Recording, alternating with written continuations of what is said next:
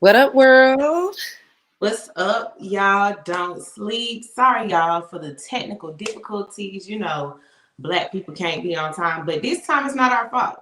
It's Black people can definitely be on time. We're gonna get it together, but it's not our fault. It's definitely a little East Side Chronicle happening. We trying to be great from the crib, and technical difficulties arise. that's So all good though. Things are great. Things are still good. Shout out to Comcast and your internet. Please get it together. Anyway, welcome to AT&T. it's AT&T internet connection. For those that are just joining us, we are a little behind because we're experiencing some internet shortages in the area, but we are back. We are ready to bring you premium entertainment, good news, and some interesting news for the culture. And we've got a whole lot of great things going on this week. So without further ado, welcome to Nightmare Radio. Welcome. welcome. So long week, last week of October, last day, literally 2 days left. Clearly, October had someplace to be because it got the fuck on. Oh, excuse me, cussing on Facebook. Lord, help me. I'm sorry. Excuse me. Just letting you on the show. That's right. And that's what you would say on the show.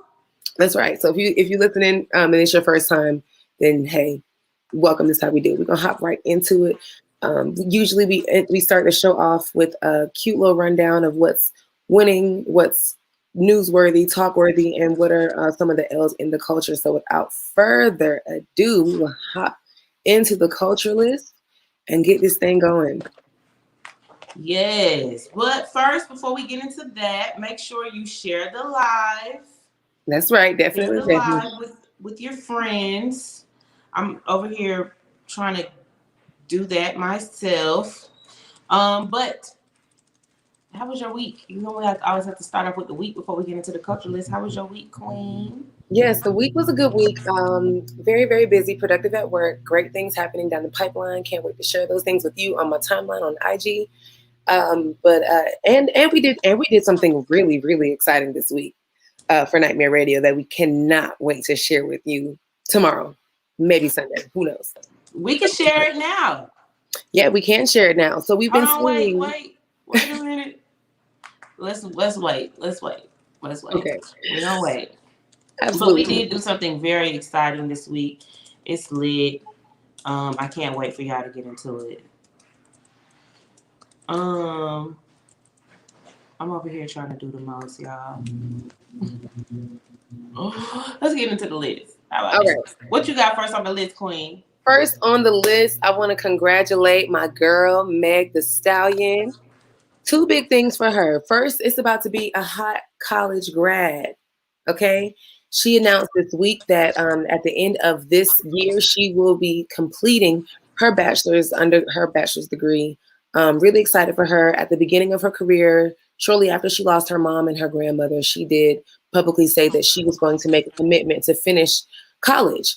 She the pinnacle of her career started during her sophomore year at Texas Southern, I want to say, is where she attended. So very excited to know that she has committed herself to that. Of course, on this show, we encourage academics and education. A former educator, a super duper mom that is super duper tapped in with her kids and their curriculum. So good job. Kudos to you, Meg, for holding your promise and making it a hot graduate winter. Okay. Also, kudos to Megan and her team. Yes, that hottie sauce. The hottie sauce. For real. So, Well, I love hot sauce. So I put it on any and everything. So I definitely will grab me some hottie sauce with my Popeyes popcorn shrimp meal. But if you haven't if you haven't gotten to Popeyes yet, you should definitely check out the new collaboration and promotion that Meg Thee Stallion landed with Popeyes chicken. Just a quick little. Here's something that has been on my heart. I mentioned this to my friend Kima earlier this week when we were discussing like the marketing genius behind Meg Thee Stallion and Popeye's collaboration. Love that for Megan. Love that for Megan. I really wish that Beyonce would have taken the opportunity when it was presented to her. If you are a Real Hive member, then you know that Beyonce loves Popeye's chicken, and that during her days in Destiny's Child, and right as she broke out as a solo artist, she had been caught, a few times with paparazzi at Popeyes, or been asked about it in interviews back in the day, because she don't do interviews no more. But when they were first coming out, she used to do interviews, and they would always ask her what's her favorite food, and she would always talk about Popeye's chicken. So instead of them getting Mary J. Blige, they really should have packaged the deal better and presented Beyonce earlier in her career with the opportunity to partner with Popeyes. But I think that, of course, social media plays a part with everything. So social media wasn't even a thing back then when Beyonce first launched her solo career. Number one. Number two, I think that she was trying to disassociate herself with the brand because she didn't want to be associated with, the stereotype about Black people and chicken.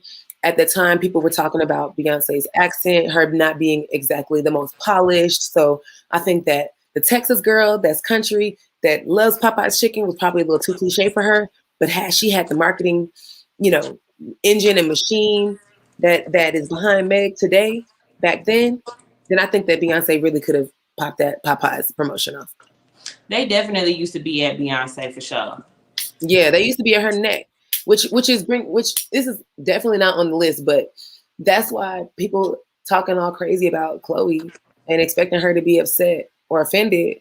Girl, Beyonce was public enemy number one for a strong 7 years. And there's still some haters out there, but we the Hive will shut that down. Who was the haters on Beyonce? Oh, it's still Beyonce haters. It's still Beyonce haters in the world. People that say stuff like, "Oh, Beyonce can't even sing all that good." They do be saying that shit. Which is crazy because one thing about it, everybody has an opinion, and I'm not here to like disengage somebody's opinion, but you can't say that Beyonce can't sing. That's like a fact. You can say I'm not crazy about her singing style. I like other people better than her, but for people to flat out say Beyonce can't sing, that's you just showing all your hate, and it's cool. Anywho, that's for Meg. Love Meg. Congratulations to her. Big things coming. Okay, and her and Party are just the cutest. They are cute. I was not expecting them to be so cute. They are definitely cute, and it looks healthy, so I'm happy for her. Right. Okay. Yeah. Yes. Okay. So next on the list, Cap that made it to Netflix. Okay. Is he telling the deep dark secrets of how these NFL owners didn't give a fuck about him, but now they got in racism on all the back of the helmets and stuff? Not exactly. I'm at least not in this early of the installment. This series is called Colon in Black and White, and it pretty much chronicles his upbringing. I mean, we today in current times we look to Colin Kaepernick as the modern protest figurehead of our time, and that's rightfully so. But long before he took a knee a few years ago, it seems like his life has kind of sort of been leading him to this place, and it's crazy when you think about like purpose and the engine or the vehicle that brings you or drives you to your purpose. You never really know what the destination is.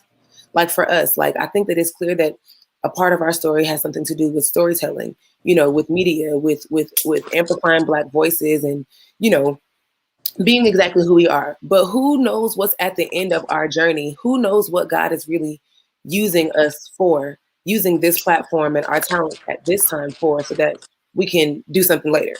So I think that that's really much the premise of Colin Kaepernick's new Netflix series. It really goes into the opposition and the racism that he experienced as a child. It talks about his athleticism. We know that he's like, a triple athlete. I think his other sport was baseball.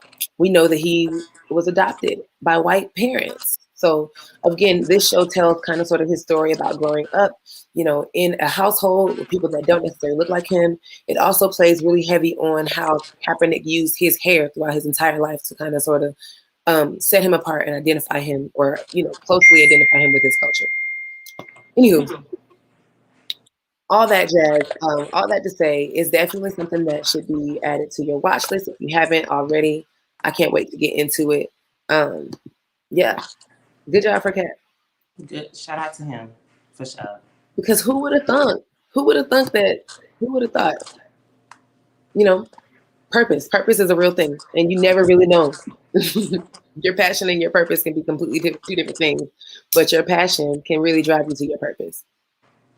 And So, can and will and does. and does. Period. All right. Next up on the list, not necessarily a win or an L. We'll leave that up for debate. For those in the audience and those that are listening back on this. But Mark Zuckerberg announced Facebook's new name change. Why the name change though? So the name change is actually in an attempt to bring Facebook closer into like this new generation of IT and technology. It's a way to restore the brand, and if he really wants to like emphasize Facebook's contributions to the tech world. This is not Facebook's name change is not something that will necessarily be affected by us. He's changing the corporate name to Meta. So Facebook, the app that we use, and Facebook, the corporate company, are two separate entities. We know that Facebook now has rights in Instagram, and Facebook has found its way in so many different other platforms. But this name change is a name change for the company.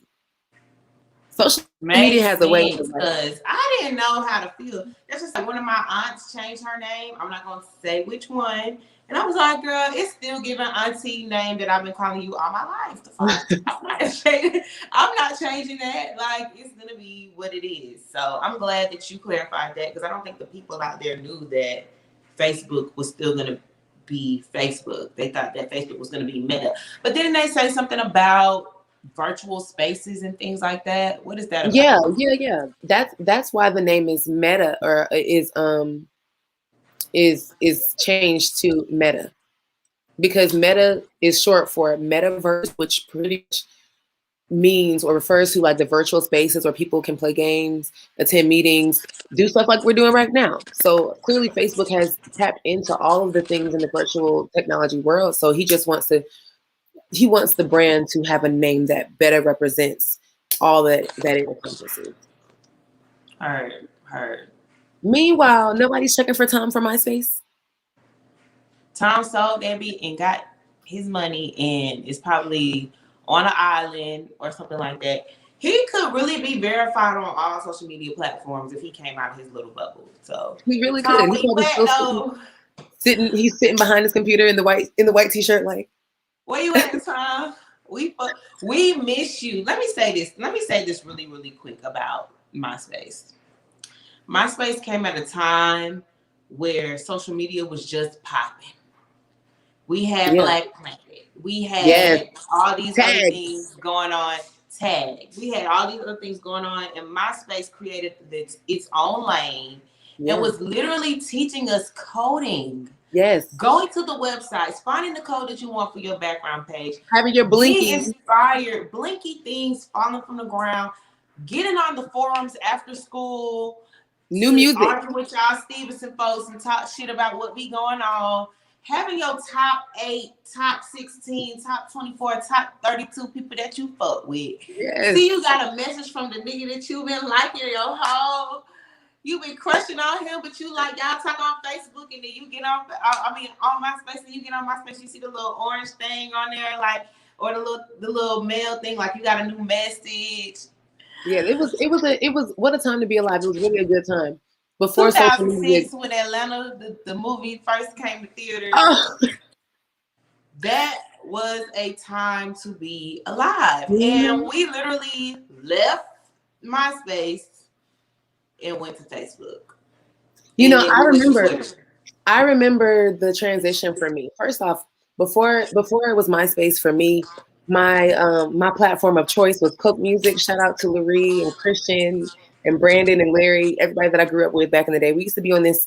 Coca-Cola had its own website, like a very, very primitive version of Sims and MySpace, I guess. So you can create your little avatar. You can go into a room, like a literal chat room, walk up to another avatar and have, a chat conversation and listen to new music that was promoted through the Coca-Cola brand. But we used to be on Coke Music. That might have been middle school, and I was also on Tagged, and I snuck and got a Black Planet page. My parents found the Black Planet page. I wasn't doing nothing inappropriate on the page. I I was was. Let me tell you about my Black Planet page. I was on Black Planet all day long, tying up the phone line with my mom's good old dial-up internet. Yes. What a time. What this is completely a different time, you know. Social media was fun and it was exciting and it wasn't I wasn't consumed with it then because I was still playing outside. I was still, you know, Living hanging our out with my life. It friends. wasn't really more so until like video capacity had upgraded and things like that that we really got into, you know, the video and pictures and looking up and keeping up with people. I would say Yeah. that would be like what, 2011, 2012 ish.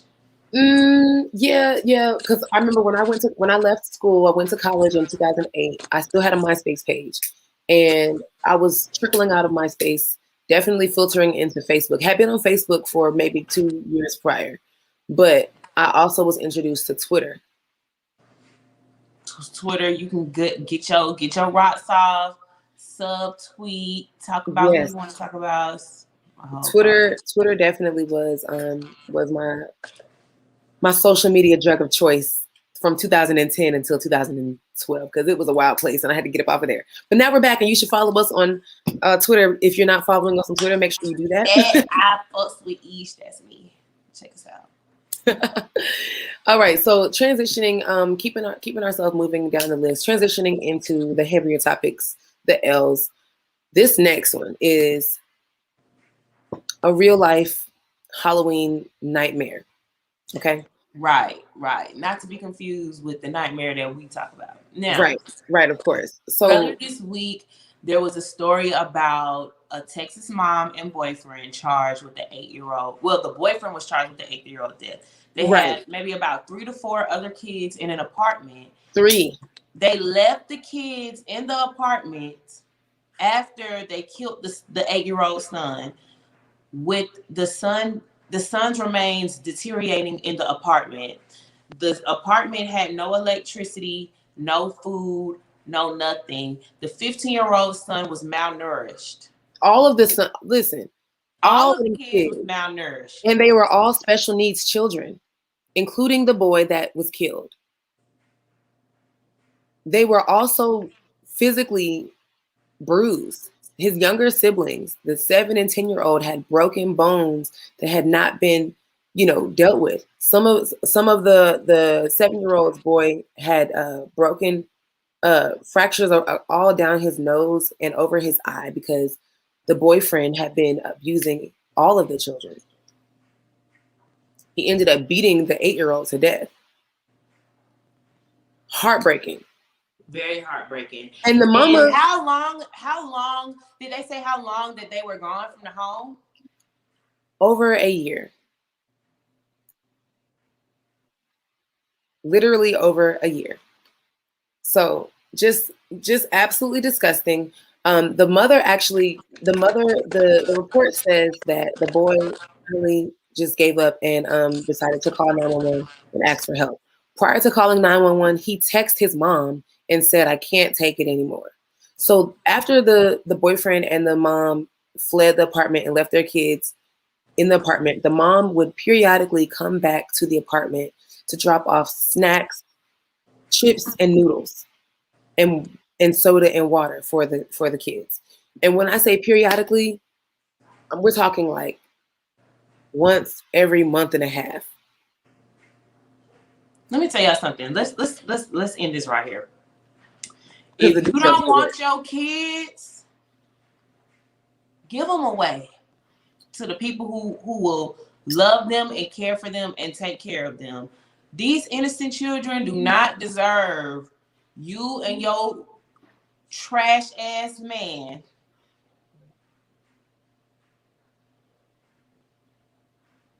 You hear me? No lie told. Because you want to run off on a gallivant with your man and leave your kids in the apartment. This is Nobody, no, don't do that. it's You birthed all of them kids. We're not even talking about leaving the kids. You Left the dead son. before you even have the opportunity to leave the dead son, the fact that the mother stood by while her boyfriend beat her son with special needs to death. This is a serious conversation. And he is. The And boyfriend was, she is. so she would And know I'm better. You would trying to think figure out. all of our kinfolk are not our kinfolk. We know that. But Clearly. the biggest thing, the thing that just sticks out the most to me as a former special education teacher, children with disabilities deserve just as much love and appreciation as a child without a learning disability.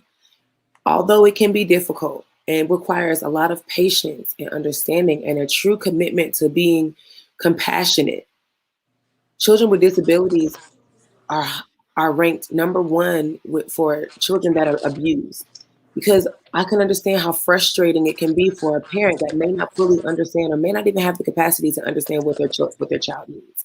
So it's a known thing that child abuse is dangerous, and that's a real thing. But children with special needs are number one affected by child abuse. And so for a mom to not be committed enough to being able to take care and provide the necessary care for her children, but then to bring in someone from the outside, The all the way outside. The outside. and then allow him responsibilities to discipline your children. Absolutely Disgusting. not. Disgusting. Disgusting. So yeah, it gets a big fat L. Both of them were charged. The boyfriend was charged with murder. The mom was charged with injury to a child by omission, and tampering with evidence, because the mom apparently, it was her idea to cover the boy in a blanket, leave the children. Um, she was also She was also charged with child negligence, of course, and endangerment. So I hope they both sit under the jail. Disgusting. We got to move on because I just get upset thinking about it. Yes, next story on the list. What Mm. else is happening on the L's? Next story. Crisis at Howard. Shout out to all of my friends that are alums of this prestigious university. 156 years um, since its inception, and right now the students at Howard are rightfully upset. They are. But you know what? Before you get into that, I'm over here multitasking at best. But before you get into that, let me say something real quick. I commend these students for what they're doing. Taking a stand for what they know is not right. This is not the first year that Howard has had mold in there. And I'm just speaking loosely because how in the hell is it growing mushrooms? Of That ain't some course, shit that just happened yesterday. That's something that's happened over time. Those living conditions are things that have happened over time. And 156 years. The college has been there for so long. Some of those dorms have been there since the 1920s and 30s. exactly. But the thing about it is, as far as HBCUs are, that's something that is quietly kept, or just something It that ain't is like, quiet.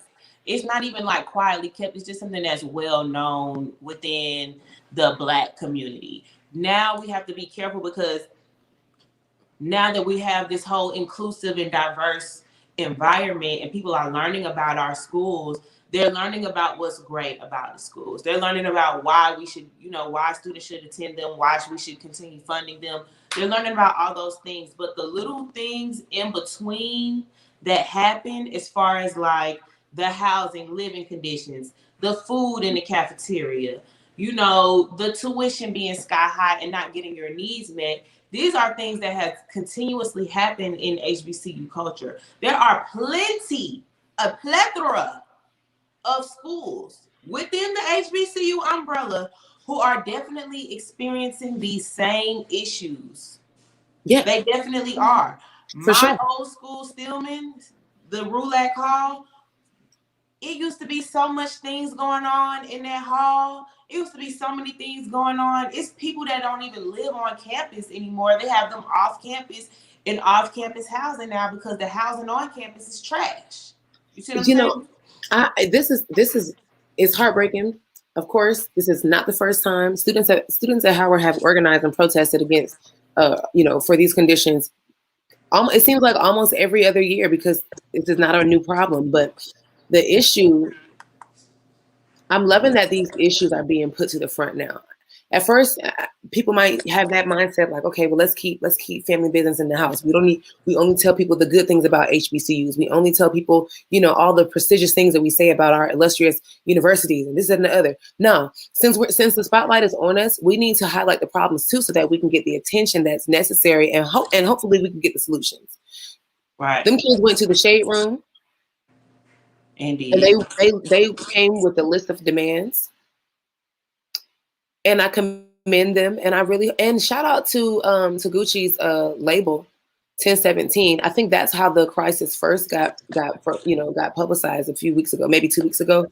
1017 did a show there during homecoming, and they were supposed to do 2 shows, and the second night that the show was supposed to be aired, the kids were protesting, and so the 1017 artists on the label decided to cancel the show, cancel their other appearances, and stand in solidarity with the students. That's what I think really brought the limelight to them, and I'm so thankful that they did that, because had they not done that, then those students would be protesting in silence. So, but the thing about it is, they had a whole homecoming, and people were still in their tents, like living tents on the yard, while people was going to homecoming, swag surfing and some more shit. I don't understand. It's crazy. But their 3 demands are not hard. What are the 3 demands? They can easily be met. Number 1, they want a town hall with the president. They want a town hall meeting with the president and board of trustees. That's number 1. Number 2, they want to restore the voting power on the board of trustees to alumni and students. That's important. They removed that voting power this summer from the alumni and students. So even if you go to the meeting, you don't have no power on. You don't have no say on anything that they discuss. It's only the board, and that's news to me, because I didn't know that students could actually attend the board of trustees meetings. But it's news to me. The last thing that they want is for the president, the chair of the board, and the student leadership to have a meeting about the future living conditions of the future Bisons that come to campus, which I think is amazing. You got to be a smart cookie to even want to go to Howard, or to even be accepted into Howard. So I was very amazed at their articulacy. You know what I'm saying? How they were so articulate and stating their demands and what they want, and knowing the ins and outs of what they need. So I'm here for it. Yes. I know, before we move to the next one, this transitions us into that next topic, but I know that a lot of people are concerned with, why are the living conditions so bad at Howard, when Howard and some of these other schools are recipients of major grants, money, and donations. But the thing that I learned recently in an interview process for another HBCU here in Atlanta, the money that these schools get, and of course we know Howard is at the top of the list as far as recipients for that money, all these types of causes. When schools get these grants, when schools get those checks come with a whole lot of red tape. So, for example, if Boeing Airlines decides to donate $120 million to Howard University, that money is not for Howard University to use as it will.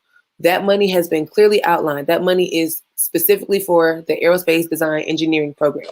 That money is used to pay the teachers. That money is used to provide access or new textbooks for those classes. That money is used to develop a new curriculum. That money is used specifically for that instance. And it's given, in ways, it's not given all at one time. So, and that's just a loose typical example. But when we're talking about money that these schools receive in places like that, people thinking that Howard is ranking in all the money, but Howard is ranking in all the money, but all of the red tape. So they can't use the money. Howard still has a population of maybe on the low end, 1,500 students. Probably more students than 1,500 students. multiply that times $48,000 for the tuition. Mm-hmm. That covers room and board. Mm-hmm. This is The make it math make ain't sense. mathing. The math ain't the math is not mathing at all. Well, as we transition, as we're talking about this math, let's go ahead and hop into our political updates and talk about the HBCU funding blunders, because this is something that is directly affecting, as we can see, our schools, our HBCUs, which are so important. We have got to. I love social media. We talked about it a lot this episode, but social media has got to do a better job of telling the whole story. Thank you. So And that's why that's why they're limiting the amount of information that people put out, because the internet has become like the number one source for information. You yes, don't go, we don't even be like, okay, let me get the encyclopedia and see what they said about this. We don't do that. That is no longer.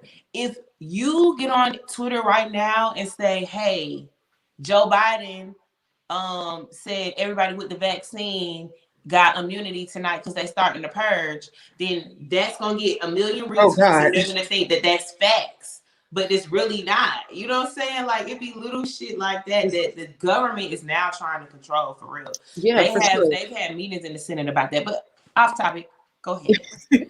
Yes. So speaking of all of that, we want to fact check on the HBCU funding proposal and the Biden Harris administration. So I said all that to say that the headlines will tell you that Joe Biden and his administration cut the funding for HBCUs significantly. Those headlines are false. The administration did not cut funding for historically Black colleges and universities. Congress, nothing has been cut. Congress is actually still in negotiation for the total amount to be allocated to HBCUs. Joe Biden's administration was extremely ambitious Yes, in very. proposing $45 billion for HBCUs. It sounds good. It sounds good. And we want that type of money for our schools. They deserve Right. it. But realistically speaking, looking at our budget and the deficit that we're in, that was never going to get passed anyway. Most recently, Congress has chopped that proposal down from 45 to 2 billion, and the Instagram timelines are going crazy, thinking that Joe Biden and Kamala Harris themselves decided to say, instead of 45K, we're giving you 45 billion. Right. We're giving you 2 You billion. ain't too. Right. Right. That's not fair that's not fair for the administration. That's not fair for anybody that's invested, in this conversation to even say. But what we really need to do is see exactly why the Senate is holding back on the money, and who are the people that we voted for That's it in the Senate. that's in the Senate that's blocking this type of progression for our schools. Yes, and we're gonna do more research on that and get back to that next week on next Yes. week's show. So Yes. just hold tight on that. Do we have anything else politically update? Oh, Yes, we do. Tuesday is election day. That's right. That's right. The municipal elections take place on Tuesday. If you're listening right now, then you can take us with you as you go to the polls, to your polling location, to get in line and vote. Today is the last day. Today's the last day to early vote, but the polls open bright and early, 7 o'clock in the morning, 7 to 7, 7 a.m., 7 p.m. On Tuesday, November 2nd. So make sure you get out there. What are we voting for? No problem. Glad you asked. This election is probably the most important election that we have, in this point, because we are choosing our mayors and the city councilman members. If you have a problem with anything that's happening locally in your city, this is the election where you want to show your ass. And furthermore, I love the city of Atlanta. I know we all do.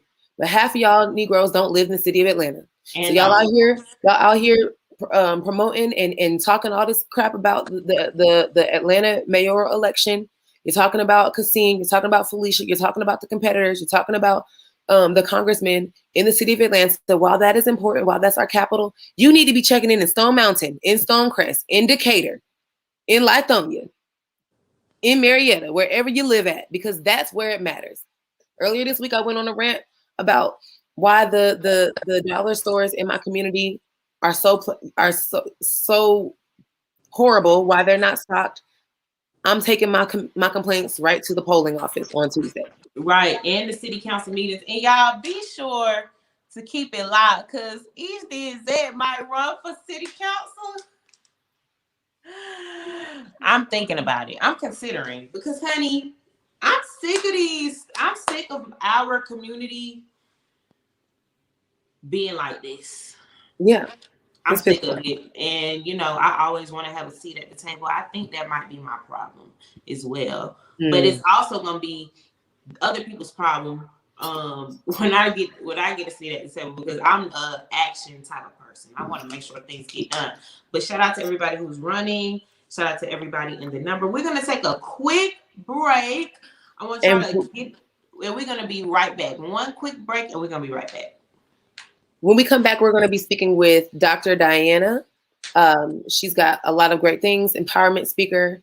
And after that, we'll be talking to the owners of a Black-owned hemp farm based here in Georgia. So be right back.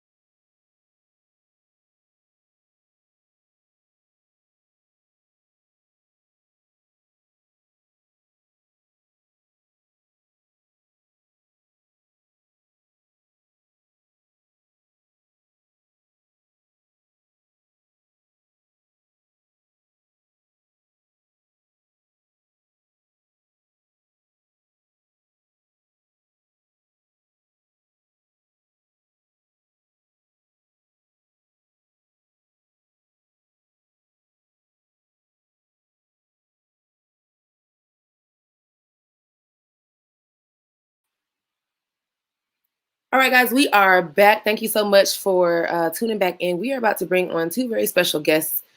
Let me see. Where's my girl, Eesh? Here we are. Hey, girl. Hey. So we're going to bring on our special guest just to give us a quick moment to get us all set up here.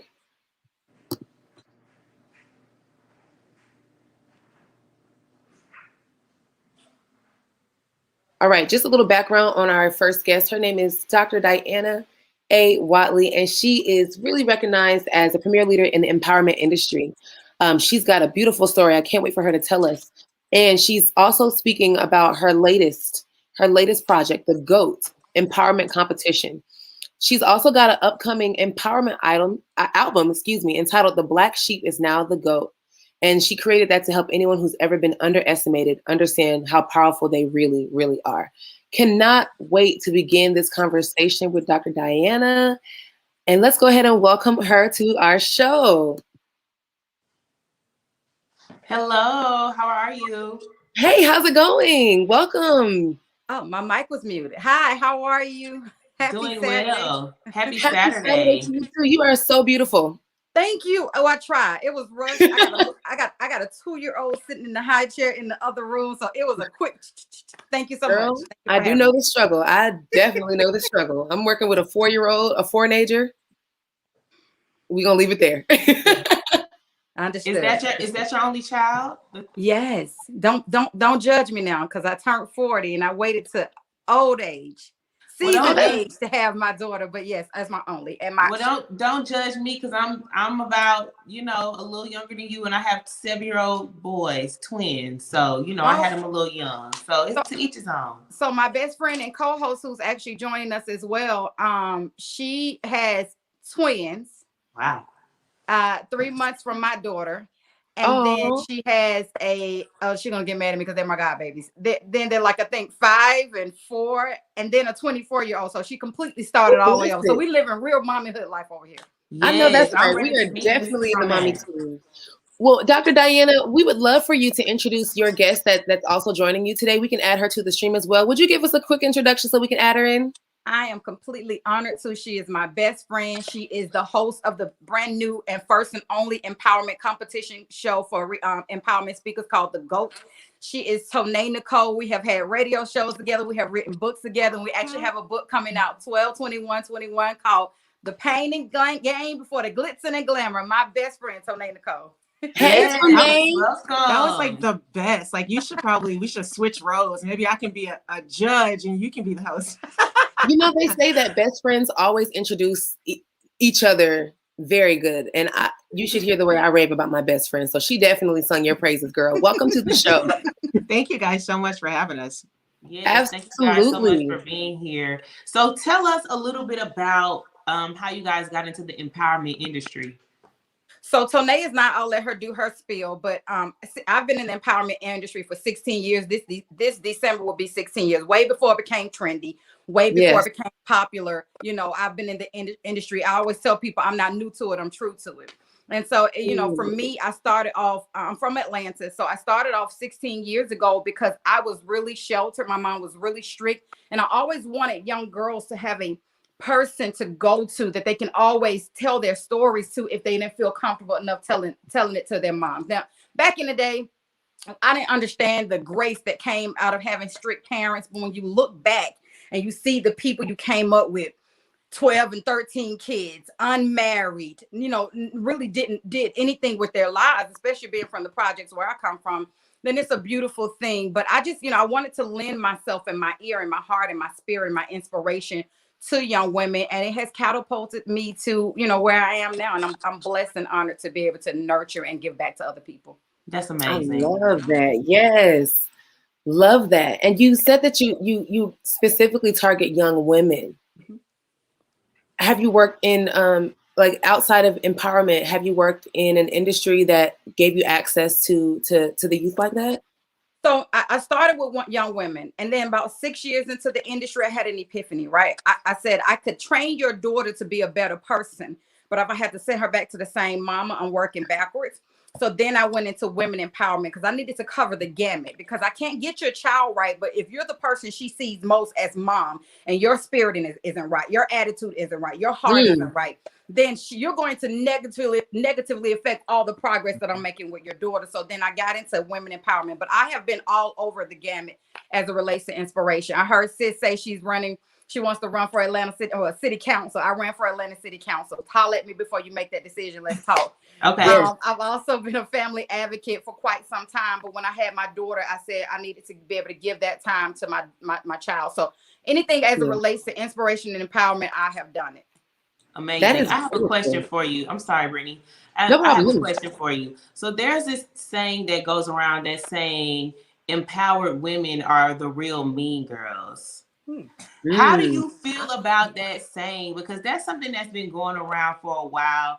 I have a perspective on it, but with you being in the empowerment industry, I feel like this is the perfect question for you. So how do you feel about that statement right there? So Nate can attest to it on my new show that's coming out, soon.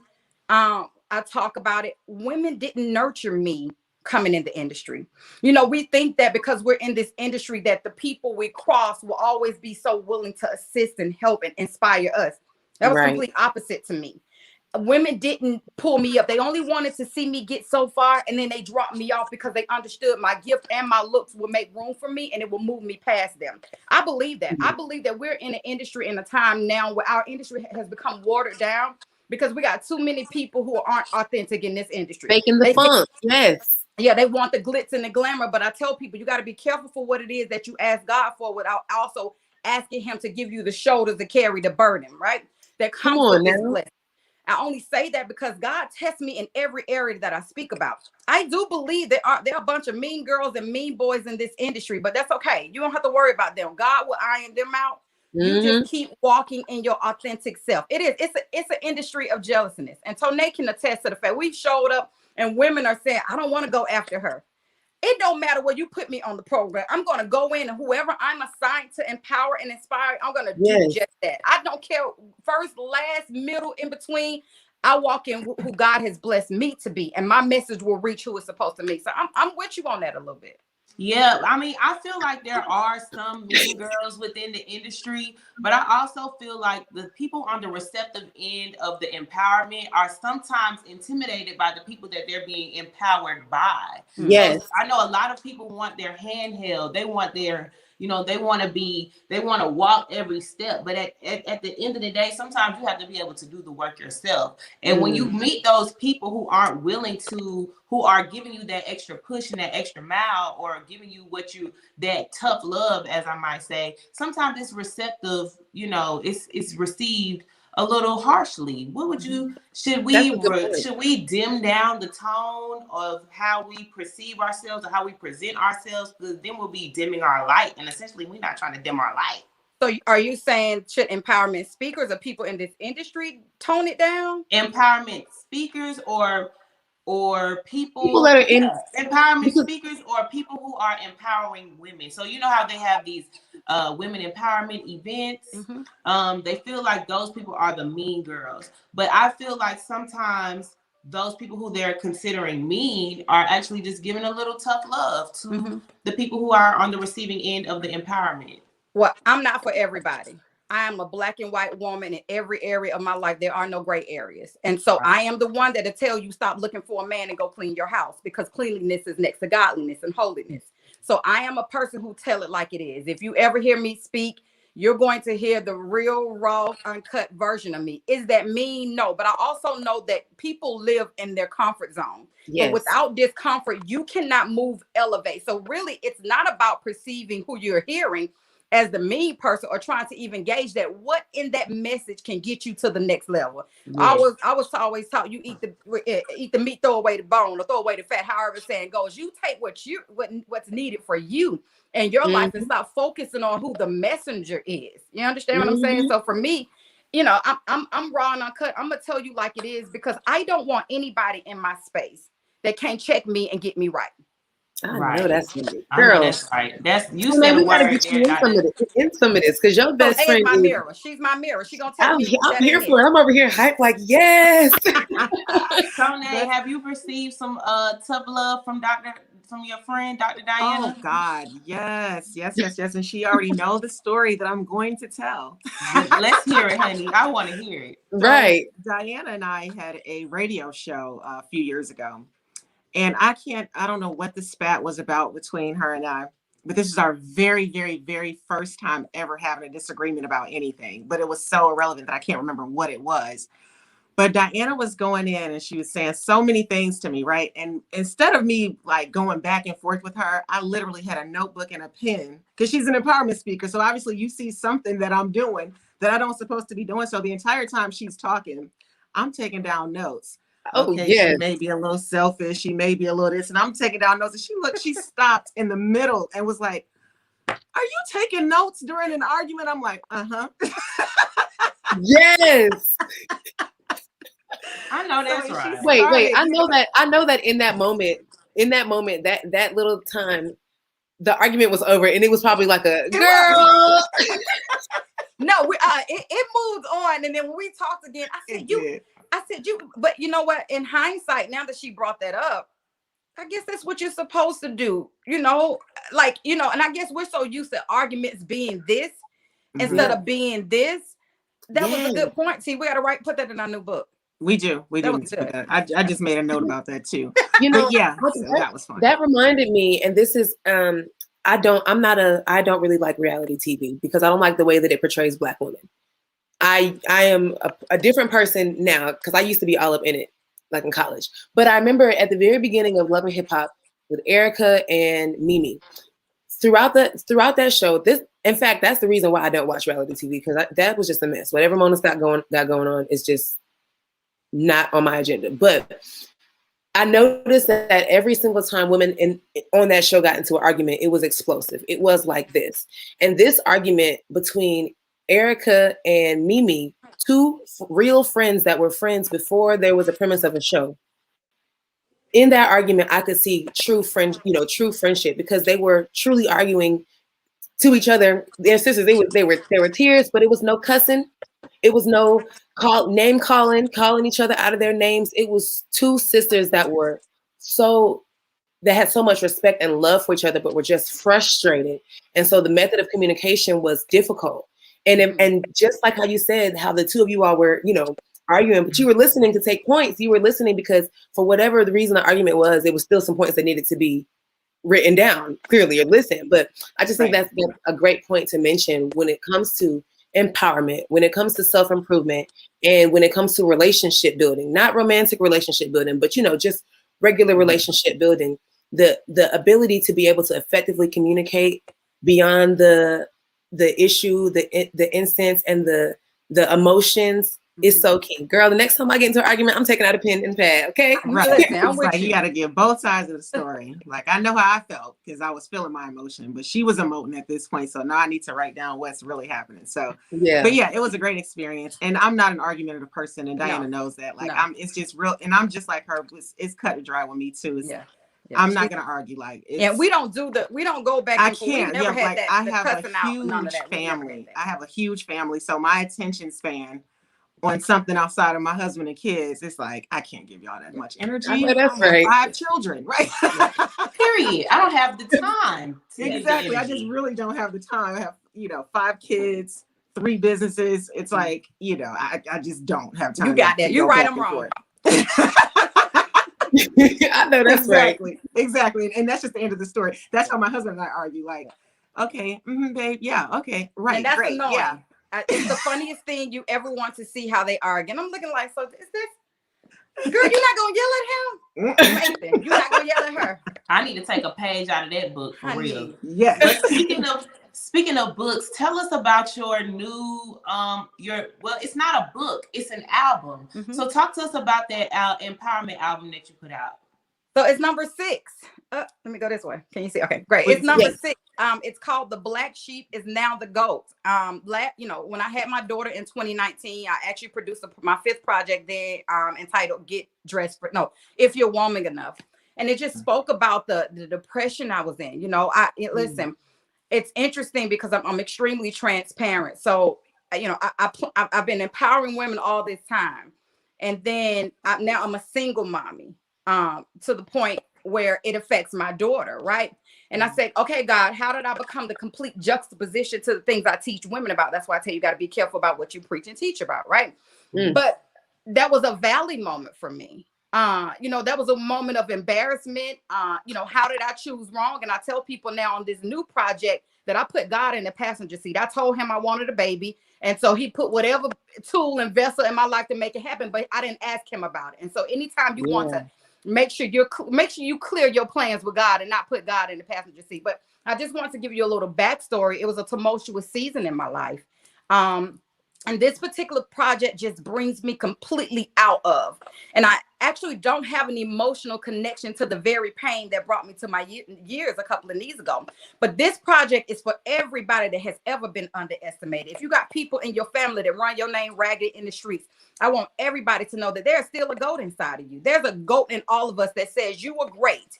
Despite what you went through, despite what your bank account looks like, you are great. And I wanted people to feel that on this new track. I mean, I can't say what's my favorite. Tony, what's your favorite? I don't know. I can't really call. Goat Behavior is a good one.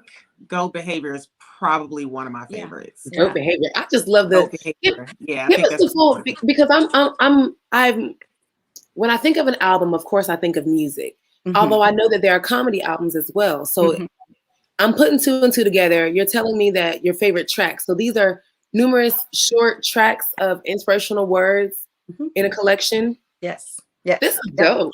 Yep. With Yep. music. So, With yep, music. Music. Yeah, There is music on there too. It's like soft ballads. Not yeah, ballads, just but behind it. This time, you know, me and the behind the scenes. producer, shout out to Ruben Royce, he plays backup for Tamar Braxton and Monica. But this time we want to kind of add like a hip hop flavor, because you can't say you the GOAT and the music behind you is sad. So it kind of has like a hip hop beat. Shout out to Stevie Baggs, who was on the last track called Get Your Weight Up. And this just talks about, I know why you're not winning. You're not winning because you're on social media too long. You're not winning because you have poverty speech. You're not winning because you don't do the thing, like your work ethic snitched on you. It dropped a dime on you. Ooh. So it's a track about getting your weight up and stop watching everybody else live the life that you want. Tone is you on. are dropping it right here. I can't even think of the name of the track. Tone is on Closing Argument. It's basically about God said it, he meant it, and it's done. Stop wallowing in pain. Stop wallowing in having a pity party. Like he has already pleaded your case. The verdict is already in your favor. Count 1 says that you were blessed. Count 2 says that you will prosper. Count 3 says that no weapon formed against you. Like it just really lays out why you are the GOAT and what's inside of you. And so GOAT behavior actually gives you 3 mandates. One of my favorite is have the same work ethic, whether you talking to one person or 1 million, because we wait for the glitz and the glamour before we start working and showing what our gift is. Now you show the gift, whether it's 10 people in a room or 10 million. So I love it. And it's available on all streaming platforms. Yes. Okay, so that was the next thing. Like, where can we? So if I get on Apple Music, it's listed under your name. It's listed under Dr. Diana Watley. And yeah, the whole the Black Sheep is now the GOAT. You can either search one of those, but yeah, it's on TikTok, Amazon Music, Apple, Google Play, Spotify. It's even on Instagram. So if you want to, put your picture up and post one of them tracks up in there, you can do it. And it will be done after this broadcast for sure. I cannot wait to get my life to this album. I am so excited. I have to ask you all about the competition show. You are a judge on the show, and you are one of the contestants, right, Tone? No. Contestant? No, I'm not an empowerment speaker. Okay, that's why you are already a speaker. I'm okay, the host. You are a host as well. I'm the host. Diana's is one of the judges, so she'll break it down and kind of give you like a better idea. But I've branded myself as the Rihanna Seacrest of the show. So the billionaire beauty meets the super host.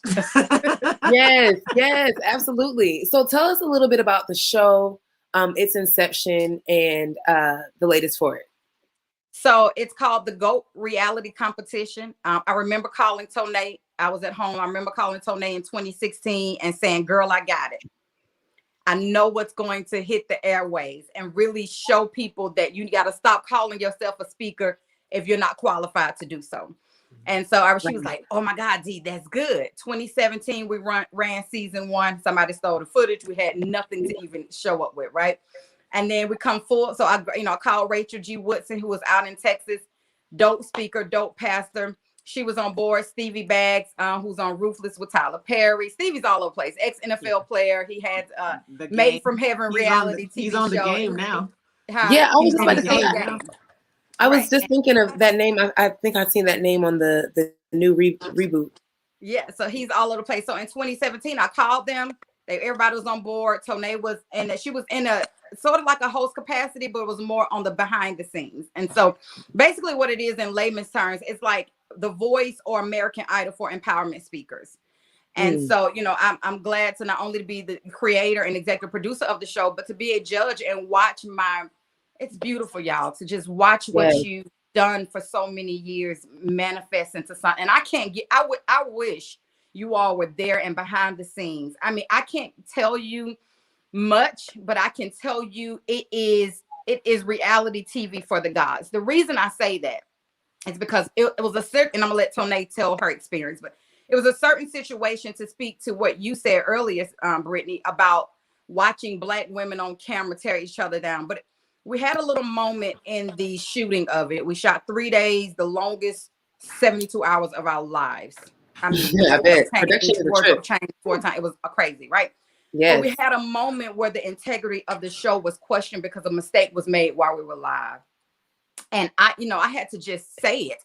I am blessed to be able to be on camera, not only with my best friend, Tone Nicole, but Stevie Bag, like these people are my family. And what we won't do is put anything out to be sensationalized. Like we're doing this to really show people that there is a method to the madness. When you get up and call yourself a preacher or a pastor, you got to posture yourself in such a way that it ignites fire to anybody that hears you. Right. And so integrity was questioned, and we had to do some behind this. Like the sizzle reel will be ready in 2 weeks. I'm gonna let Tonae talk because I literally will get so excited, but I'm just blessed to be in a place and a season where my vision has really manifested to something amazing. That's amazing. I mean, the experience was mind blowing because again, I'm the host and also an executive producer. And I was able to literally speak to every single contestant that walked through the door. So just to get backstories and to hear where these people came from and just the motivation, the excitement that they had when they before they would go and actually compete or go to meet the judges. I was literally like the behind the scenes coach, because they will get, torn down, broken down to pieces when they come from thinking they had the best speech on the planet. And then they'll come in and like, oh my God, I got to do better. And I don't want to get kicked off the show. And I mean, it was real live American Idol. And I was running around in 6-inch heels for 12 hours. Do you hear me? 12 but still hours serving, I'm sure. Yes, like makeup at 4 a.m. I mean, the experience was just insane. Like I've never worked that hard probably in my entire life. Yes. Because you're up at 4 a.m. You're not going to bed until 12 because you have a production meeting at 11. You're not getting your call time until 1 o'clock in the morning. And by the time you open your eyes, it's 4 and you got your makeup girl knocking at the door. You got your hair girl, you got wardrobe. So it was an experience. 8 episodes in 3 days was crazy. Like it was crazy. And you have 5 people that's a part of the cast. So all of us, I think, did just behind the scenes. I think that everybody did a phenomenal job.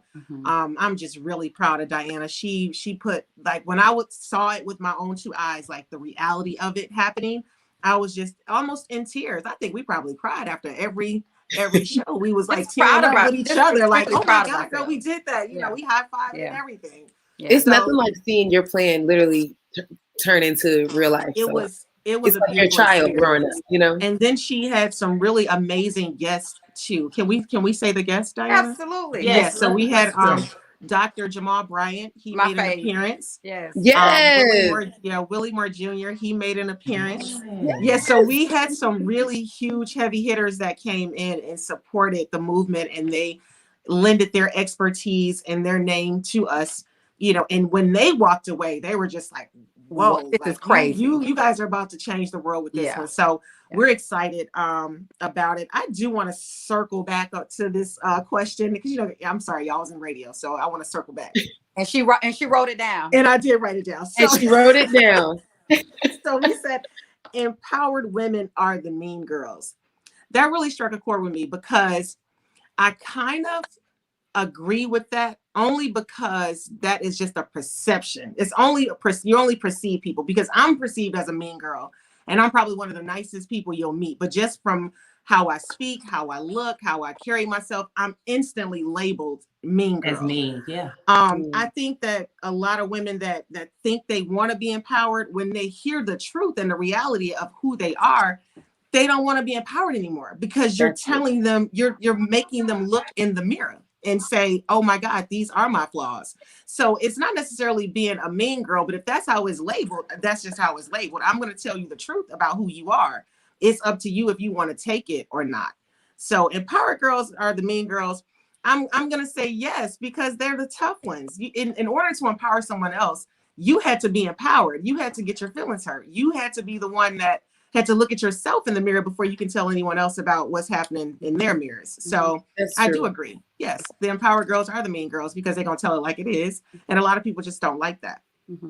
But I just feel like, there's people take being rude, for example. Like people will say, oh, she's rude, and she's this and other, and their counter response is, no, I just keep it real. There's definitely a way to keep it real, to be absolutely authentic and to be true and to have great intentions. But, of course, delivery delivery is a thing. We talk about that when we talk about what was that, the guy that's super duper popular now, kind of salacious though, because he just drags women online.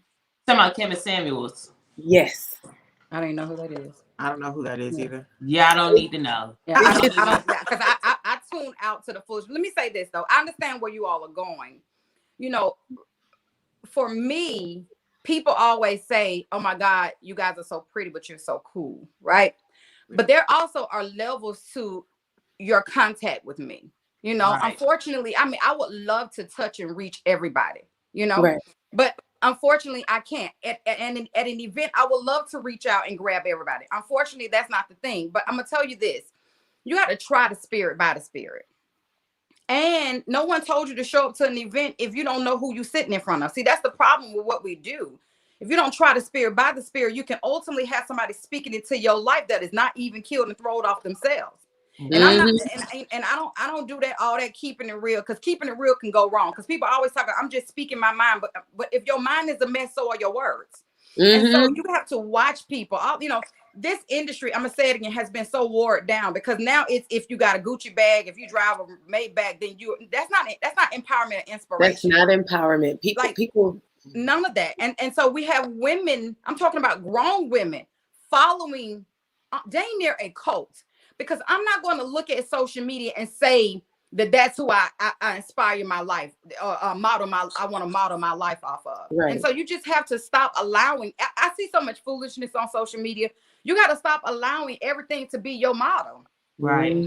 You have to find a model and stick to it. But it's so much, she gave a word then, and then the word be so stupid. I'd be like, she didn't give a word. That was a mess. That didn't even make sense. That's not even what the scripture said. That's why the word says, study and show yourself approved. With all that getting, you get understanding for yourself, so that can't nobody speak into your life what you know to be not true. That's right. That's So it's me. It's interesting. Again, I've been in the industry, so long that I've seen it all. And we're not gods. We're human too. Yes. And so none of our lives in this capacity is perfect. But I tell you what, I'm gonna model my life in such a way that if I fall, you already know what it is. You understand Absolutely. what I'm saying? So I just want to say that when you're going out and you're buying tickets to see people, when you're buying their books, you got to be careful about who you allow to speak into your spirit. That stuff can jack you up. You can be having on red bottoms and walking out of hell. Because you're trying to model something you saw, and then you didn't try the spirit by the spirit. So that's the part. Well, ladies, we thank you so much for speaking to us today. Speaking some good stuff too. Dropping good gems. I can't wait to make the clips for this. We can't wait to get them. No, I can't wait to listen to the album, which is now available for streaming on every single platform. Drop the name of the album for us one more time, Dr. Diana. The Black Sheep is Now the GOAT. And then go back and listen to album 5, because it's some truth, especially if you're in a season of needing some redemption. Yeah. Go back and listen to, and that's If You're Woman Enough. So that one you can find everything under Diana Watley or Dr. Diana Watley. But yeah, just go get your life. Like everybody, I listen to Joe almost every day, or TD Jakes or Dr. Jamal Bryant. You're going to need to plug yourself with something, especially in this type of season.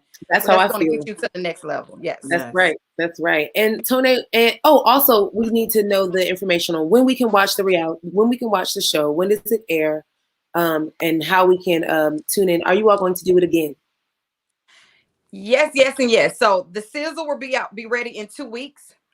We of course want to get the best network for this particular project that's going to be best for everybody's involved. So we've been in great negotiation. So once the sizzle is out, what we'll do, we'll send you the link and let you guys view it on the show and show it and all of that, and then we can come back and kind of gather where we are and have to come back to see you again on our when we launch our book soon. Yes, absolutely. Yes. Well, let everyone know where they can follow you and keep up with what you have coming up. Go ahead, Tony. Okay. Well, you can follow me at Tone Nicole on pretty much everything. That's TONNAE NICOLE. You can also catch me. I'm a mompreneur. I do have a company for my kids called Teach Shirts for Tots. So here's one example. So we do shirts. They're amazing. Yeah, so we have t-shirts that teach your children. They teach them their numbers, their letters, their ABCs, and all that fun stuff. So that's Teach Shirts for Tots. And that's all over all social media, Instagram, Facebook, and the website, tshirtsfortots.com. Amazing. Love it. And I'm everywhere at Diana Watley. Just waiting for the project to come out. My daughter Zuri is yelling. Did y'all hear her just yell? We did not hear her yell.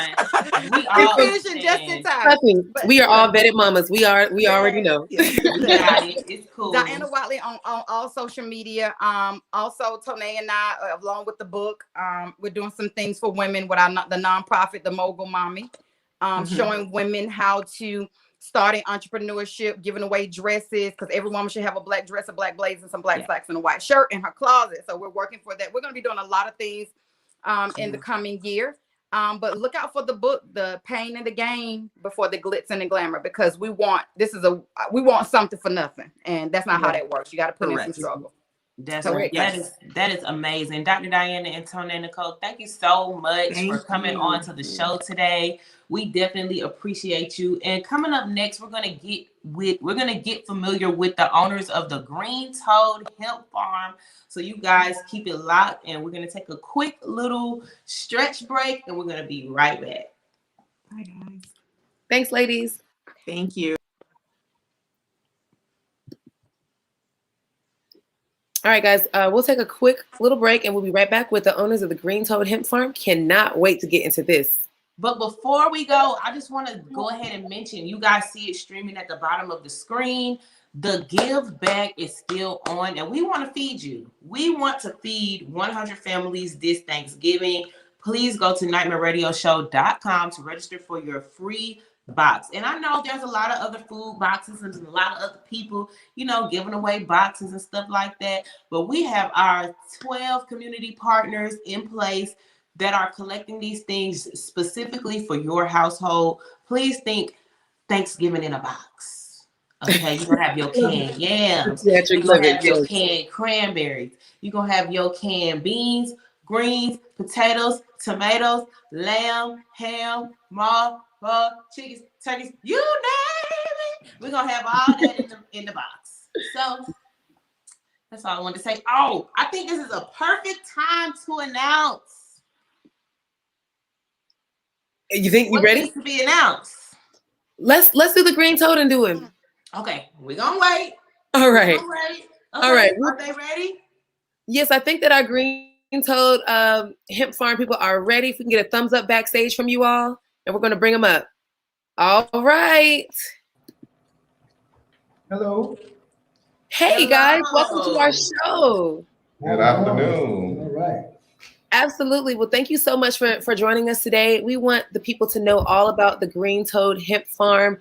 We've got a few questions for you as well. If you would just introduce yourselves, both of you. My name is Dwayne Hirsch. I'm the Chief Operating Officer of the Green Toad Hemp Farm. And I'm Reginald Reese, the CEO of the Green Toad Hemp Farm. Wow. In Metter, Georgia, where everything's better and better. Right. Now, wait. Now, I got to talk about, I have to talk to you about Metter, Georgia, because I see that you all have collaborated with my alma mater, Georgia Southern University. Yes. Mm-hmm. What is the connection? Who went to Georgia Southern? Did anybody go to Georgia Southern? That was, yeah. Well, how the hell would y'all know about Metter?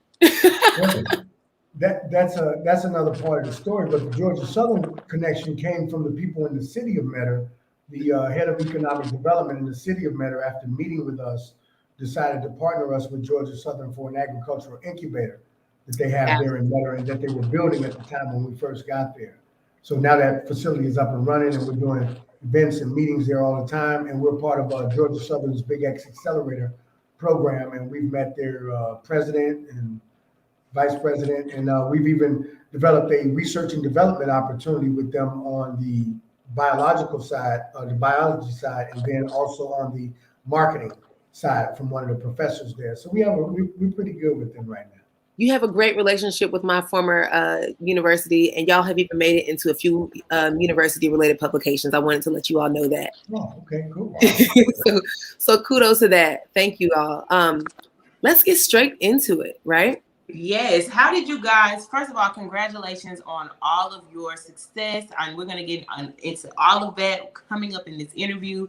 But first, tell us a little bit about why you all started the farm and how you guys got started. So I guess, and it's two different stories coming together Okay. at the same time, right? So each of us found the industry in our own different way. For me, it was through learning about cannabis getting ready to go legal in Illinois, Mm-hmm. and that led me into some opportunities that got me involved in hemp and kind of opened my eyes to what was going on there in the hemp industry. And I learned about that in Denver, Colorado, from some Black people who were already in the industry and doing very well. Reggie was studying the industry in another section, studying cultivation in Wisconsin, Kentucky, and the Eastern Seaboard. And so we were developing two separate sets of skills, if you will, at the same time. And then once we got on the phone and then talked to each other, it was kind of easy to bring it together from there. Yes. So it's been just under 2 years now. Thanksgiving Day will make like the second anniversary of our partnership, if you will. Oh, wow, that's beautiful. And what a great day to celebrate that on, you know? Now, we know that we are in what we like to call a green rush, right? Mm-hmm. Because cannabis is trending, of course. I mean, it's been around for ages, but right now the CBD industry is just literally climbing, and states are becoming a lot more lenient on their rules and regulations surrounding cannabis as a whole. And it seems like a great opportunity to make money, but this industry that's now finding such great success is exactly the same industry that put so many of people of color behind bars. So now that there's a way to make money off of it, kudos, and I commend you both, two brothers that are making their strides and leading us in this industry, in the same industry that was so detrimental to people that look like us. So is there a outside of an opportunity to make legal money? Is there another connection to this industry as far as purposes and uses you can use hemp for so many other things besides just enjoying the benefits of smoking it. But your hemp farm, are you also in other ways investing in the industry? Oh, absolutely. And Reg will say it best by saying that we don't just grow plants, we work to grow the industry. And so our business model was set up to be one that can build the industry to help other people get involved in it that have not yet been involved. We've done some of that with many of the farmers in several Black farmers in Southeast Georgia, and some other farmers from other communities have gotten on board and talked to us and gotten their licenses and started to grow and seek out our advice and consultation. And we all work together to kind of learn from each other, because a lot of them are traditional. They come from traditional farming families and histories. So yeah, it does work very well. So we've been doing a lot of that. The other thing is that we started out growing, and then we decided to vertically integrate, because if we're going to grow the industry, we understood that we needed to have businesses in every entity. So we've developed companies within our company where we have Green Toe Manufacturing Company, we have Green Toe Retail Management Company, we have Green Toe Wholesale Company. We've developed a Green Toe Cannabis company where we're going to be applying for our marijuana license in other states. So what we've done is, because now we're not just the growers, we control the entire aspect of the business. We grow the plant, the crop, we manufacture it, we package it, we bottle it, we sell it wholesale, we sell it retail. We have 2 retail dispensaries. We're going to open another 3 to 5 in the next 12 months. So we've been able to really box everything within this industry, so that most people in the Southeast are going to ultimately have to go through us. I know that's right. Yes, the real supplier. These are real boss moves. So I know you guys have had the farm for quite some time. It's in Georgia as well. Is it in the Metro Atlanta area? Am I correct on that? No, Southeast Georgia. It's in Metter. Okay. I'm sorry about that. Right, so what can we expect when people come and visit the farm? Do you accept outside visitors for tours, or to purchase, touch, feel? What can we expect when you visit the farm? You see, he's saying yes and I'm saying no. But what happened? Yes, we do have visitors very frequently. You guys, of course, would be welcome to visit when you have the opportunity. Typically 1 or 2 days a week when we can, we'll make an opportunity for people to come out and do a visit. When they come out, they'll see the land that we grow on. We just harvested our second outdoor harvest, so you won't see plants outside in the ground right now, but we just started our indoor grow facility. So you got a lot of activity going on in there. And if you were to come right now, say within the next week or so, you still got some post-harvest work that's being done there at the farm. So you would also get to, take a ride around on the ATVs, play with the puppies, and do a few other things like that, and have a good smoke and a good time, enjoy yourself. Take a tour there before you go to the next part of our touring matter. We got about a 4-leg tour. Oh, wow. That's amazing, Reggie. Why you not Dwayne, why you not letting the people come to the farm and put it on Eventbrite, let the people come and have a time? Man, that sounds like a good girls trip, a good bachelor now, when you trip. say girls trip, that sounds a lot different, right? Like, put it in that context, you can come today. But we're gonna hop down 16 and meet y'all.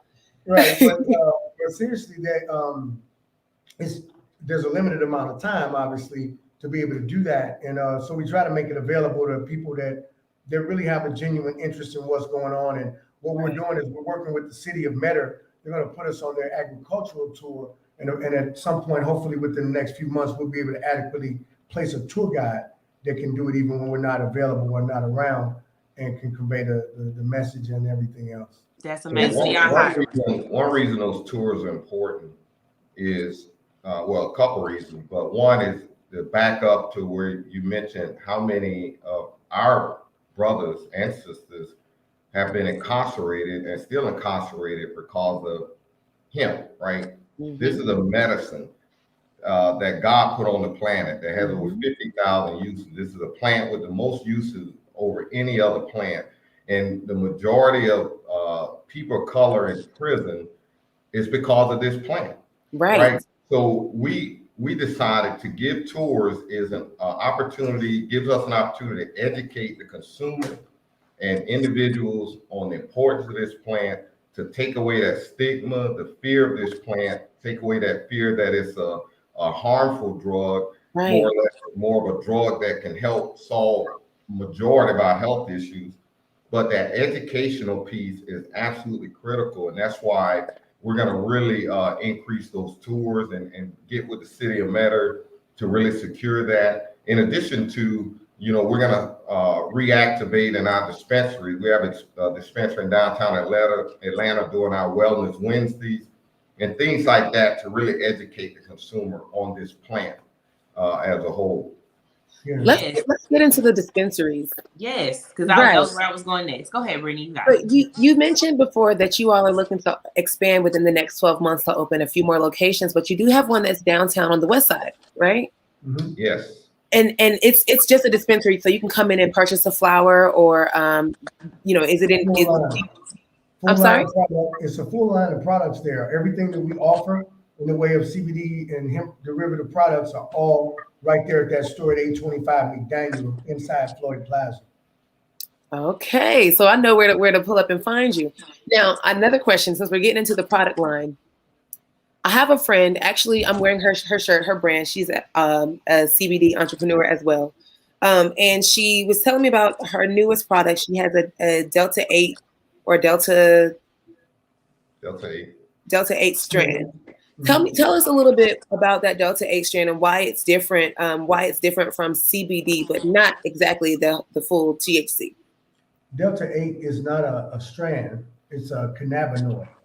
Inside the hemp plant, you have over 100 cannabinoids. These are different molecular elements that have their own sets of medicinal features. Mm-hmm. Every one of those molecules, every one of those cannabinoids inside the plant then has its own substructure. So THC, the THC that you're familiar with from your, if you consume cannabis, is most likely Delta 9. If we're getting high off of it, most of what we've consumed is Delta 9. But inside Delta 9 THC, or THC as a cannabinoid, there are separate molecular structures. Mm-hmm. One of which is called Delta 8. You have Delta 10. You have what's called THCO. There's one now that they're talking about called THCP. These are continually being extracted and discovered, if you will, through current research that's being done. And once those cannabinoids are isolated, then you can take their function and then and essentially recommend it to a person that needs that. So, for instance, Delta 8 as a topical product is wonderful. As an oral product, if you take it in the oil, it'll relieve pain. Oh, really? Yeah, it is mildly psychoactive, so it'll make you feel a little bit high, but it's not like a Delta 9 high. It's not like you're not going to get off of Delta 8 typically if you smoke it in moderation. Now, if you overconsume it, like anything else, you might find an issue or two or a side effect that might not be so comfortable for you. But consumed in moderation, these products are not designed to take you over the edge. It's so much education that needs to, and conversation that needs to happen about this. So I commend y'all for being out here doing the work. And the creative marketer inside of me is like, dang, I want to see this in an illustrated form, kind of sort of like, Schoolhouse Rock style. You know what I mean? Like, I would love to, huh? Yes, an infographic, like commercial. Yeah, not even an infographic, like even like a little mini series, like like a cute little animated figure talking through it. I can just, my mind is just blossoming with ideas. We can talk about it. But I just think that I encourage all your listeners to Google endocannabinoid system and start there. And if they Google endocannabinoid system, that'll give them a great point of reference to understand how valuable this plant is to the human body and to the planet. And then from there, they can start breaking down all those different cannabinoids. But I think it's so important that everybody understand the endocannabinoid system, which is what we have in our body, what God built us with. And that plant was built to feed that, right? And so, again, the education piece is so important, but there's so much to learn. Like you talk about Delta 8, there's still a lot they don't know about Delta 8, still a lot they don't know about Delta 9, right? And so they're learning as they go, and we're kind of learning as we go, but we got to get this product out to the consumer because we have people with stage 4 cancer that couldn't even get out their bed, and now they're able to come up to our dispensary and dance around because their life is transformed by using our products. Wow. Real life changers. You all are real life changers for sure. That's amazing. And I know that you guys host is it like a puff and paint event? Yes. Tell us about that and let our listeners know how they can attend it. Yes, so the third Saturday of each month, we have a puff and paint event where you can come out and have a good time painting on a nice template, typically something that's related to the business or something that Miss Madeline always comes up with is really nice. And from 2 to 5 p.m., you can come out, get some smoke, a little bit of smoke for free. Bring your own if you like. You can have some Delta 8 shisha and hookahs that are there. Maybe even sip a little wine if you like. So yeah, it's a little day's work for you. Come hang out and enjoy some time and kind of take up a new hobby if it's something that's new to you, or just kind of refine your skill in art and have some fun and meet some great people. This sounds like a great date idea. Yeah, that sounds like a great time. And you said third Saturday? A great date idea. Great idea. That's what I like. I heard that and I like that. It is. It really is. And people that come out love it. We have music and everything. Yeah, be some couples come out too. Yeah. Oh, that's nice. That's really nice. And this is here in Atlanta, in the location in Atlanta, right? Yes, 825 McDaniel in the Floyd Plaza. That's right. Now, you all mentioned the 3 other locations that are coming soon. Do we have locations for those yet? The Atlanta and surrounding area. Bring it onto the east side. Bring it to the surrounding area to the east, okay? We do have a spot tag for the east, what Decatur as well. So we just can't say exactly where, but that's fine. We know. We'll find it. We'll find it. It's actually planned to be a smoke lounge. We're gonna hope that our goal is to get our liquor license in addition to everything. So it's gonna be a full operation. That's something that they haven't seen before. Wow. That's amazing. Well, congratulations, fellas, on your continued success. We thank you so much for joining us today on our show. Let everyone know how they can keep in touch with you, follow you, purchase your product, and yeah, come to that puff and paint party. There's one thing that you should know about when you come to the store, or whether it's at the pump and paint or whatever. Green Toad Hemp CBD dispensaries all feature the world's largest joint bar. So we have over 30 different terpene profiles of Delta 8 pre rolls for you to enjoy. We have CBD and CBG pre rolls that are great anti inflammatory medicinal smoke. So I had to get that in Okay. because the world's largest joint bar is a real thing. And you will never go anywhere else in the country, even in the states where it's legal, and find where you can get that many different varieties of one thing in the same place at the same time. So that's something we're very proud of, and it's right here in Atlanta. It was established here, of course, in Metter at our store there, but we're bringing it to Atlanta as the Seminole City for all things cultural and trendy, so that we can begin to move that around the country. Wow. Amazing. Y'all are doing a damn good job. And I'm going to do my research because I know we do have to wrap our show up, but you added an extra letter to that CB. So I'm going to go do my research to find out what CBG is. I said CBG. Well, there's CBG, CBN, the CBH, THCV. You got tons of different things out there that are going to bring all types of medicinal values to the marketplace that you guys have never thought about, considered, but they're also going to be done at affordable prices. And because we're the farm, we can keep it that way for you. The connect. Straight to the plug. Straight to the plug. Straight to the yes, right. Love it. Well, thank you again, guys. We look forward to supporting you. I might pop up on one of those Saturdays. I'm definitely coming. Absolutely. And we appreciate GreenToadHemp.com is the website. GreenToadHemp.com. That was the next question. And social media, are y'all on Instagram as well? Yes.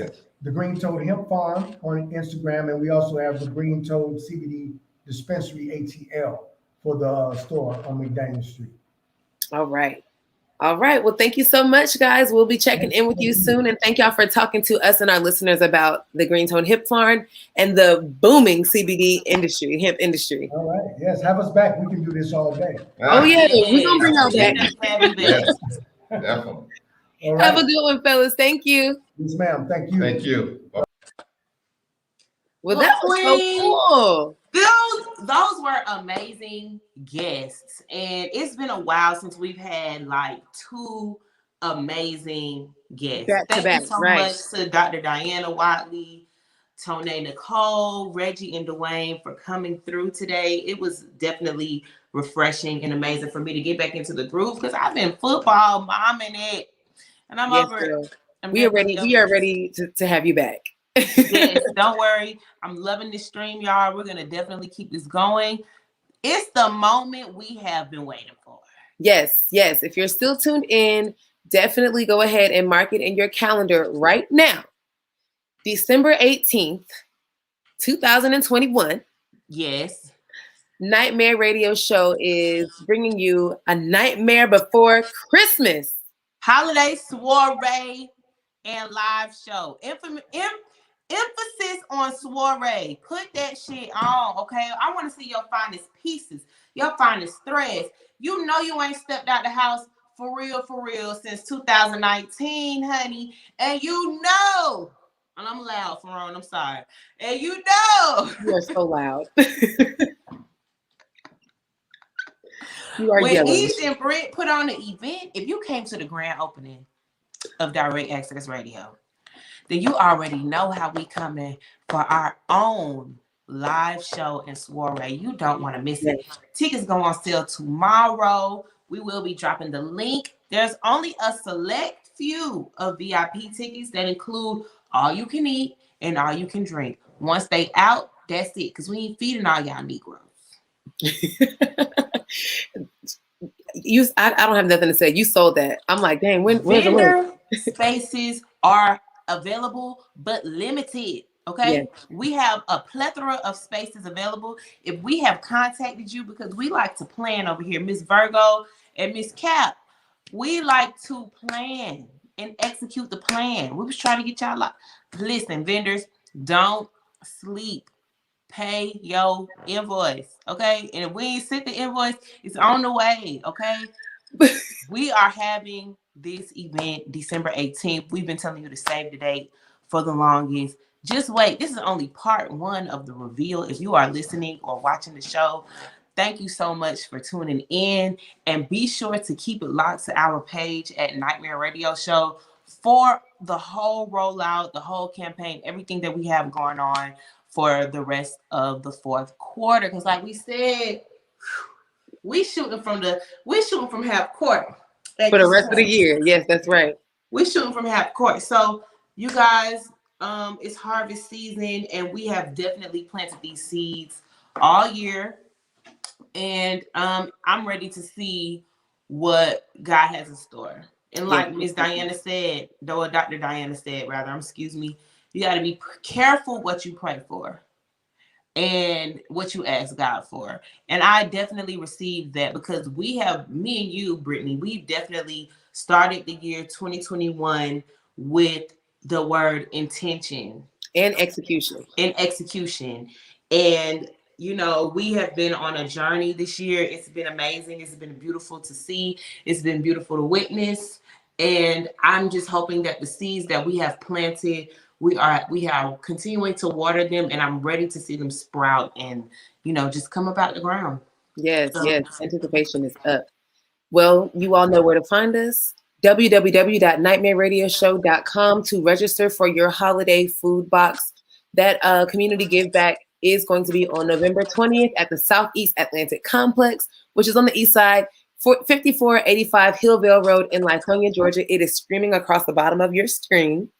And definitely don't sleep. Get those tickets. They go on sale tomorrow. 25 tickets for that open bar, open food option. Those 25 pre-sale tickets. Yes. After that, it's full price. Full price. So get it while don't sleep.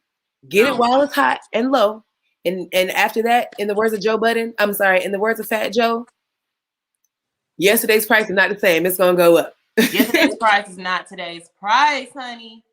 So, you know it. Also, we got to show love to our merch, Shop and Drop. Be sure to go to our bio. I'm wearing the sweatshirt today. We're gonna have hoodies coming back on there. The Scully will be back on there. We'll have a lot more things back on the website. So be sure to get your merch. Get your merch, get your tickets, and get ready to party with us December 18th. Don't sleep.